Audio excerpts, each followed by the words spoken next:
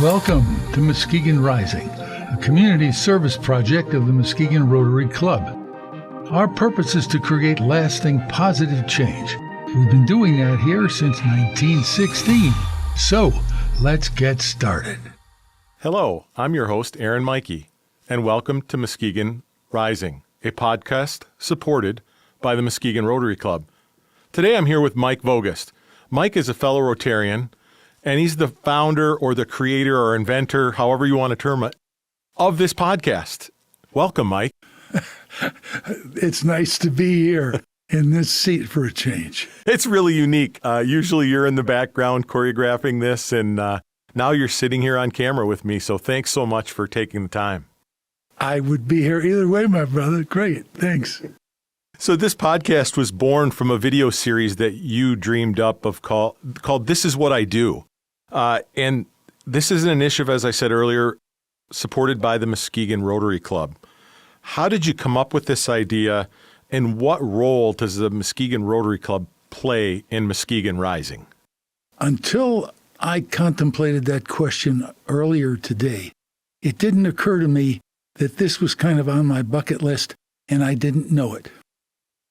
When I first came to Muskegon, I think it was 1968, and I got a job at Muskegon High School. I looked around and I thought this community was one of the neatest places I had ever been, because I grew up in New York. And someone said to me, hello on the street. And I thought, you talking to me? I thought this place was just the best. And I have been promoting this community since just about the year I got here with the various programs that I've created. It's interesting. I'm going to produce a show that I did 50 years ago that I had produced and had written called Muskegon the Lumber Queen. So we're going to do its 50th anniversary. And it's reflective in the sense that I think this is a bucket list because I absolutely love this community. And my goal has always been to make other people look good. I've been a theatrical director asking people to do things on the stage to improve the way they come off. So I taught for many years, and then I taught at Baker College for 16 years, and finally accepted a request for the Rotary Club, which I had been passing because I never knew if I'd have a class on Thursdays at noon. So 5 years ago, I accepted the invitation, and the meetings were a little rough. And I determined that I was either going to help or I was going to quit because I couldn't handle it. And for the past 5 years, I have been attending every meeting and doing what I can to support the presentation. So this is a culmination of a project, as you mentioned, that began 3 years ago. And it was simply a progression of looking at the assets that the Rotary Club has with regard to its people, the kind of mission that it does in extending to not only people locally, but people internationally, what can be done to improve their situation. So the first video podcast of 2.5 years ago was one to bring vocations that were here in Muskegon County to students in Muskegon County in an effort to have them understand this is a pretty wonderful place. If you could stay here and work here, it would be good for everyone involved. And so that's progressed. And so some of the same folks, including yourself, have come to this new effort with me. And now we're spreading the message of Rotary and Rotary International in very much the same way we did a couple of years ago. I love it. And working with you over these projects, not only are you the man behind the camera and in helping us all look better, which I often need, you have a standard and everybody has to achieve that standard. You want the best. And so when I think about Muskegon Rising, you know, your inspiration for this sounds like it was just the beauty of Muskegon. But what else really prompted you to film this podcast? I am consistently impressed with the people who go past me. And I think that comes from being a producer or even a director and recognizing talent when it goes past and taking a second look and then asking, would you be interested or do you think this would be the case? And so this has come to be in the same way that my association with the Rotary did. It was just about 5 years ago when I looked around and thought, well, I'm not really pleased with the way things are going in the world. What in the world can I do? That's why I joined the Rotary Club, and the idea came to me that these people are doing wonderful things, and the potential that they have to share the kinds of meetings that we have every Thursday and the wonderful things that are happening in this community get shared with us, up close and personal. It finally occurred we could do that same kind of program for everyone else. So true. And that leads really into my next question. And as I read this, I thought, that's not true, but it's how people see us. Muskegon has faced challenges just like every other community. But the difference is people view Muskegon based on those challenges and not based on the beauty and the awesome things that are going on in this community. How do you balance that desire to tell the positive stories with the realities of the community? And really, I think, how do you see that as breaking those, what we say are realities or perceptions, I guess I'll say, that people have of Muskegon? Boy, I can feel it rise in me as you speak to it. Because when I first came to this community, we were regularly subject to the mistake on the lake and all of the things that were going on over there. And I resented that from the first time I heard it. And I think that was the motivator in me creating the Story Truck, which was a touring theater group to the parks and playgrounds. And that was in the 70s, along with the theater that I did and the promotions that I did for the Chamber of Commerce and everyone else I could get close to. And so it's the remembrance of that self-concept amongst those people who seem to have lived here and didn't have anything to compare it to. And so as I watch what's going on in this community for the past 10 years, I, like most other folks who have been here for a while, warm to it and are very pleased that that's the case. And to be in a situation where I can, along with you and other folks, bring the people who are doing these kinds of wonderful things to everyone's attention, and not only the potential to do it locally, but as has often been said, we could be traveling around the world at this very moment. It's absolutely amazing. And the stories that are told on this podcast and through all of your other work are so impactful. They tell a powerful story about what Muskegon really is and what we really do here. Could you share one or two that really drive home for you Muskegon? Well, it's the high and the low that immediately come to mind. We are fortunate to have some of the folks who are putting millions of dollars into this community in the development that they're a part of. And that's part of this rejuvenation that everybody feels it's motivating so many other good things. So those are the folks that come to mind, but at the very same time, the other end of the spectrum and the youth that are coming to take our place. The young lady that you brought here, who was the high school student who went, what was it, FFA? FFA, yes. They went to Baltimore, some distant city, and after a meeting, she came out, and that story was told right here, or otherwise I'd have never known it. She came out and she had half a meal in a styrofoam, and she was walking back to her hotel room when a man on the street asked her, could I have something to eat? No, he asked her in some way, and the only thing that she could think to say is, well, I don't have any money to give you, but I have half this sandwich.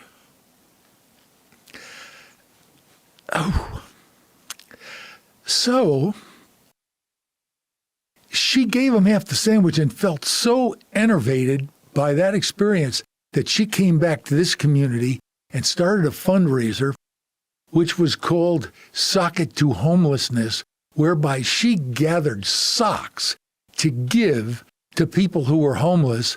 And as a result of that is a gem of what young people are doing in the same way that we're attempting to do it on a larger scale, on a different scale. Such a powerful story, and every story we do has that level of emotion and that level of impact. Your interviewers, there aren't many of us, 6 or 7 of my Rotarian colleagues that support Muskegon Rising. How did you go about selecting those individuals? How do you keep them motivated to come and get these stories out of people? Well, all I have to do is find them. Because, as was said by Joe Cocker, I get by with a little help from my friends. And I am fortunate to recognize in folks who are close to me what their passion is and what their talents are. And I simply ask them, would you please consider? And here we are. That's amazing. I think that tells the power of Rotary, that people are willing to say yes and stretch themselves. I know for me, when I started, this was a stretch. It put me well out of my comfort zone, and you were patient to work with me and my other colleagues that do this. And what we see now is truly an amazing podcast that shares such powerful stories. Well, it truly is the result, I believe, of a lifetime in the theater. I have been directing folks who want to act for a while, and when I can convince them that they don't need to be like another actor, they need to be who they are. And once that's released, you understand the value of what everyone has to offer. And the thing that works most of all is, that was good. Do that. Absolutely. Poke them a little more and be yourself. That is the power of being on screen. So everyone brings a little different flavor to their style of interview, as you said, but also they bring different versions of our community. How do you work with the interviewers to pick podcast topics? Well, interesting that you should ask. That was a discovery, because we initially began by trying to create a list, who comes to mind, and that worked for a while. And then it finally became apparent that the best way to do this was to have each individual host look around for the people that they found and thought were going to be engaging on this program. And that's the way it continues. We just started earlier today with someone who joined as a host, who happened to be sitting right here and gave the most wonderful view of what it is that they did and how they approached the world, so that by the time they were done, the first thing I did was give a compliment to the host, because they had improved markedly since our last episode. And the last thing I did was to invite that individual to be a host, and I was amazed that they accepted immediately. That's awesome. I mean, you want everyone to be a part of this in some form or fashion, and you recognize talent, whether it's a little raw or whether it's really polished, and you just work with them where they're at and build them up. And again, it goes back to what I said earlier, you'll work with everybody, but the standard is here, and we're not going to do subpar work. I forget what you say, but we're not going to do below something. No, we don't do whatever. We don't do whatever. That's what you say. I love it. I went to the Yale Drama School and then arrived here and saw people in front of microphones and cameras doing things that I thought, oh my, I'd really rather not associate myself with that. And hence, it's been an expectation. And the most wonderful thing about it is, if the expectation is there without undue chastisement and consideration, people want to do better. And if you can let them understand you could be a lot better if, and they do it. There is critical to be mean, and there's critical to build somebody up, and you are the latter, for sure. Thank you so much. What is your long-term vision for Muskegon Rising? This podcast is in its 2nd year now. So where do you see it going? One week at a time, my brother.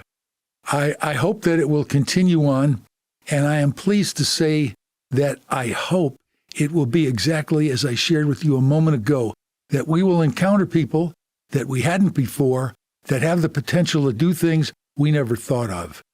And simply by asking them to take over, that's the way I believe we can be repeatable in our quality. So with that, how do you hope these projects will continue or build upon the revitalization of what's occurring in Muskegon right now? I hope that people will look at what they do and look for ways to improve in kind of an interesting way.